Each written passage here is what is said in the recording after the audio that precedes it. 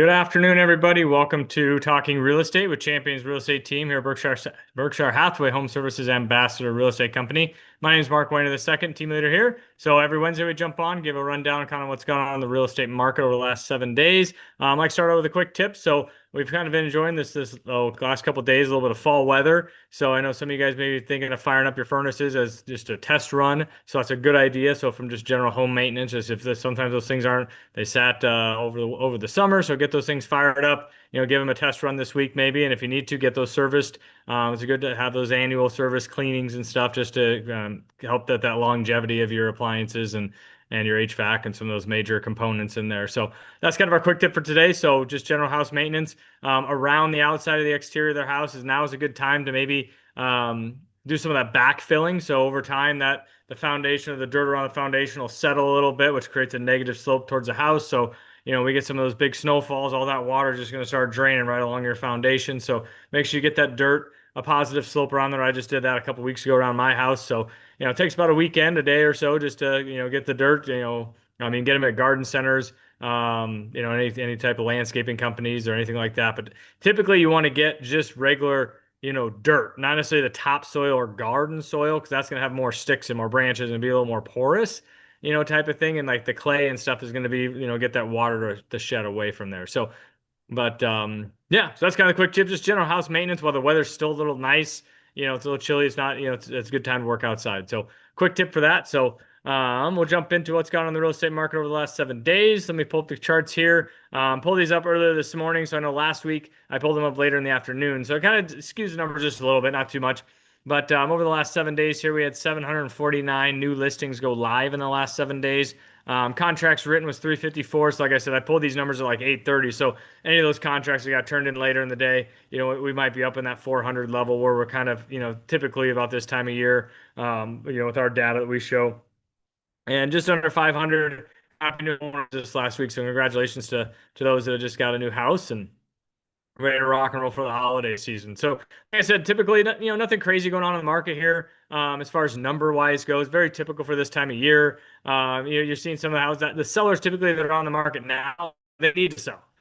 Sometimes they're not necessarily testing the market if they're putting it on coming in the fall, going into the winter. They're motivated. Thing like I tell my clients, on both buyer and seller, when you're selling a house, do you want to put the house on the market or put it in the market? So it's a difference of, do you want to compete in the competition or do you want to participate? So if you're participating, you're just going to throw a sign in the yard and you're going to have the hope to heck I get that price, and then that can, potentially hurt you, on that sale price if you keep reducing it down to where the buyers feel that house should be priced at. Because ultimately the buyers determine the market. What's someone willing to pay you for that house? That's the thing you got to take a look at in that side. So that's what we talk about here. We're coming into the fall time of year. Time is of the essence. You want to hit when the largest pool of buyers are out there. But the other thing is too, is when the buyers are out there at this time of year, as the weather starts cold, we also have a couple nice months here for some weather. But, you have the serious buyers that are out there. You may not have the whole bunch of showings. You may have a few showings, but those are the few buyers that are ready, willing, and able, to pull that trigger. And so you want to really capture those buyers, in those first couple go rounds and not, not let that house get stagnant on the market. From that standpoint of it. So love to chat with you. I know sometimes, we have a lot of people this time, we're thinking about selling our house in the spring. When should we talk to you? Now is the time to get together, and have the stagers come out, and get a good idea what the house needs to do to get ready to put that house on the market if you're thinking in that springtime. But the other thing is, if you're thinking of selling the house in the spring and then buying another house, well, sometimes you may get a little better deal on a house in the fall here, that if you find the perfect house, yes, you may have to put your house on the market. So it kind of can be a trade-off in that aspect of it, that everyone, I want to maximize, what I'm going to sell my house for here. Well, that next house you're looking at could potentially be, a higher price with more competition, potentially, multiple offers in there. And then you end up spending more than if that right house popped on the market, in the next month or two. And so those are things that, not that I'm trying to want to sell you a house this fall, but it's more of what makes sense for you. And so it's, hey, let's have the stagers come out this fall. That way you have a good idea and you have a game plan, and then you can kind of cruise around and see if the house or that right house for you, pops, and if the timing is right for you. then maybe let's go look at it. And if you got to put your house on the market, maybe that seller is willing to, have a contingent offer when there's less competition from a buyer's perspective. So that's where the stars may align in that sense. So I wouldn't necessarily just, push it off to next spring or things like that. So, there's the pros and cons. That's what we're here to do is we're here to coach you and kind of educate you on when's the best time to list your house, when's the best time to buy the house. If you're trying to do both at the same time, what are the pros and what are the cons of each type of situation. So that's what we're here to do. Like I said, the best time, to get in touch with us is sooner than later, so that we, like you said, we can get a game plan, and then it's gonna be a less stressful process, going through that of, oh, I gotta get the house ready in a couple weeks. And, but if we've already had that conversation, we've had the stages, we've done our walkthrough, we know exactly what needs to get done, then you can chop away at it a little bit at a time. And then you're ready to go. Hey, I found the great house, Mark. Let's go look at it. Awesome. Boom. And that agent, when they're writing a contract, hey, when's that house going to be on the market? Hey, I've already had the stagers there. We've already got everything. We can put a sign in the yard next week and it'll be ready to rock. So rather than going, oh gosh, I found the house that I love and maybe we need new carpet, and then you're on the contractor's timeline rather than your own timeline through there. So got, I guess, little sidetracked here from our graph here, but let's jump on to the next graph, the 30,000 foot view. Give you just kind of a good overview as soon as I get the thing to pull up here. So we had 4,313 houses in the Omaha Lincoln MLS. That's the entire area. Narrowing that down to county, just under 2,500, 1,506 on the existing homes in the market. New constructions at 942. 3.7 months of supply of inventory. So that number jumped from, I think it was 3.1 last week to 3.7. So we saw a pretty decent jump in that. So that's just, less buyers, like we saw, there's 340 some pending contracts, and we had more contracts go on the market. So that means there's more supply coming on than it is coming off, with those contracts written. So like I said, give us a holler. We're happy to go through a good game plan with you. But part of that game plan is ultimately talking to someone like Russ Williams over at Williams Mortgage and just kind of get a good idea. What's your purchasing power? Where's your payments? Because I know a lot of people, maybe you see this too, Russ, that they come to us and say, hey, I've been looking at houses up to, 500,000. When I did the mortgage calculator online, that's when I did the backwards math. I figured we want our payment here. And, and I did it. Okay, we need to put this much down to get that payment. Well, those mortgage calculators, the big thing that they don't include is your property taxes and your insurance.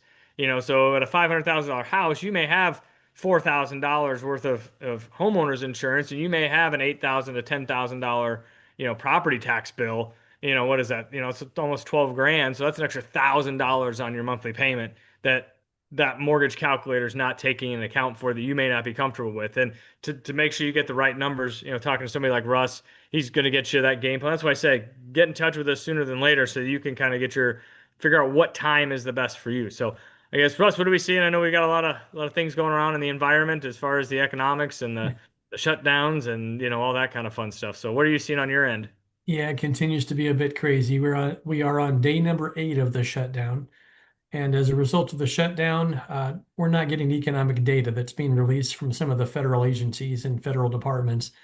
And so what we're seeing is that traders who are driving mortgage rates are using technical signals from the charts that they use to buy and sell bonds. And so mortgage rates are kind of moving sideways. They have improved just a little bit, and we're not too far off of 2025 lows. Having said that, just last Friday, we got some data that because interest rates have improved a little bit and are near the lowest levels of the year, that even though home prices have continued to move upward slightly, affordability is at the best spot that it's been for almost 2.5 years.